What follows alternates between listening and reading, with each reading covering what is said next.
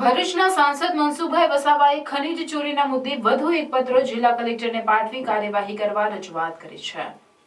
સાંસદ મનસુખભાઈ વસાવાએ જિલ્લા કલેક્ટરને પાઠવેલ પત્ર તેમાં સોશિયલ મીડિયામાં પોસ્ટ કર્યું, જેમાં જણાવ્યું કે ગુજરાતમાં મારા સંસદીય મત વિસ્તાર ભરૂચ હેઠળ નર્મદાના કિનારે આવેલ શુકરતીર્થ અને ભાલોદ જેવા વિસ્તારોમાંથી ગેરકાયદે રેતી ખનનની સતત ફરિયાદો મળી રહી છે।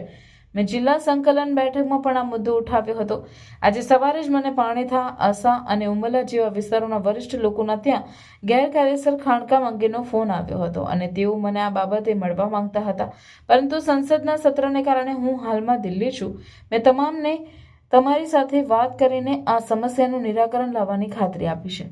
આ સંદર્ભે હું તમને વિનંતી કરું છું કે ઉપરોક્ત ગેરકાયદેસર રેતી ખનનને કારણે આ વિસ્તારોમાં આખી રાત ડમ્પર જેવા ભારે માલસામાનની અવરજવર થઈ રહી છે, જેના કારણે માર્ગને પણ નુકસાન થઈ રહ્યું છે અને સામાન્ય જનતા પણ પરેશાન થઈ રહી છે।